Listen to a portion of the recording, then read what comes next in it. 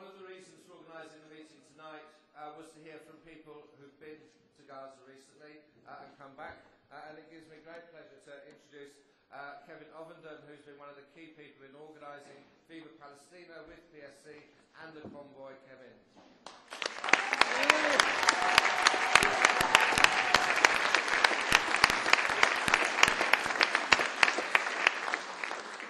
Thank you very much, Hugh. I'd like to thank the PSC, the BMI and the Stop the War Coalition, not just for organising tonight's meeting and giving Viva Palestina the opportunity to give a report back from the convoy, but also for supporting the convoy from its inception. And that support was critical at various moments on what was a long and difficult journey, but we should be mindful, I think, in looking at those difficulties and looking at the problems that people face, the difficulties we face with various people trying to place obstacles in the road to us taking aid to the people of Gaza, we should be mindful that those difficulties are as nothing compared with the daily difficulties that the people in Gaza live under, and indeed the people in the West Bank. While we were there, the night that we were there, bombs dropped, Israeli bombs dropped on the people of Gaza, killing, amongst others, a 14-year-old boy. It was quite frightening for us.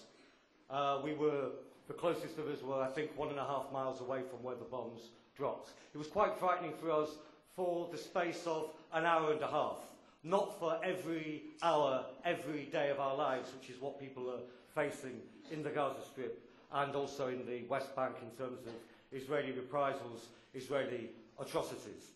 But the convoy that headed off from London on the 6th of December, I'm pleased to report, was a great success. And you can tell it's a success because those who wish to tighten the noose around the people of Gaza are fuming in various different capitals, and their supporters and their organisations and so on are attempting to belittle what took place or to demean what took place. You can tell it's a success by the voice of our opponents, and a large amount of that success is down to people in this room, whether they took part directly in the convoy or whether they supported it, and we thank you very, very much for doing so.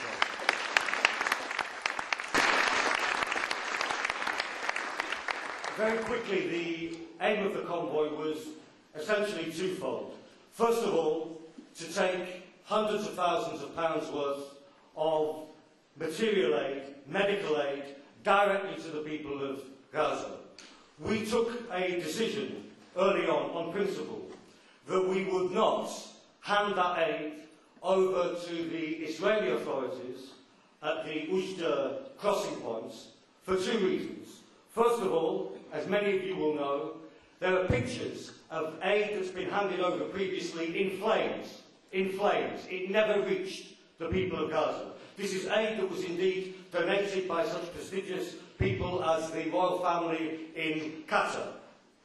Didn't make any difference. The aid was burned. So we decided against handing it over for that reason, but also for another reason, which is that we do not regard the Palestinian people as simply a refugee case. We regard them as a sovereign people who are entitled to receive aid directly from those who give it.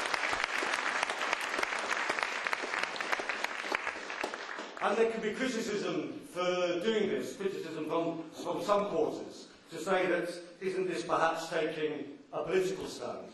Well, all I'd say is this was a humanitarian project by a British charity, and insofar as politics was involved, it was the politics of those who seek to obstruct on a daily basis the means of life getting to 1.2 million people. That's where the politicisation of this came in. So we were successful in delivering the aid, and the other aim was to raise the flag of Palestine from London all the way through to Gaza itself. And this, again, we were also successful in, thanks to some very important partnerships which were developed. We entered the second city of Greece, the city of Salonika, and were able to drive right the way down to the White Tower. Those of you who know the city will know it's the equivalent of the Eiffel Tower or the Tower Bridge.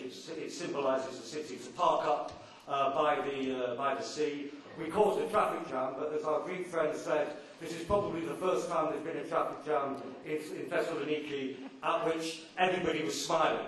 They were so pleased to see us, to see 100 vehicles. By the time we reached Turkey, our numbers almost doubled to 200 vehicles, thanks to the support of the organisation, the İHA, the IHH.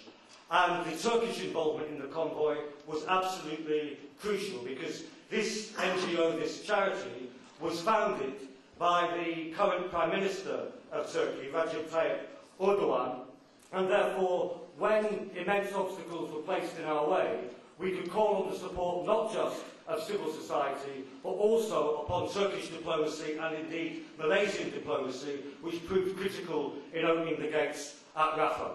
Very briefly, the difficulties that we faced. First of all, to be told while we're en route to the port city of Aqaba in Jordan, that we would not be allowed to cross from Aqaba to Nuweiba, just 4 hours by sea across the Red Sea to the international port of Nuweiba, and thence it's only 8 hours drive to Rafah. We were told that we would not be able to do that.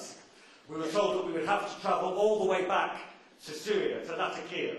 I think those who told us this didn't think we'd have the wherewithal, the organisational capacity or the determination to get back to Latakia, to hire a cargo boat, to charter a plane and make it down to Al Arish. But thanks to the determination and unity of those on the convoy, we were able to do that. And not only that, because it's more expensive, because there's no scheduled sailing in the Eastern Mediterranean down to Al Arish, you have to charter.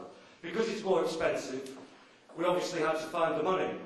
And there was an attempt by the Egyptian Foreign Ministry to try and sow division, to say that donors were having their money wasted because we were having to spend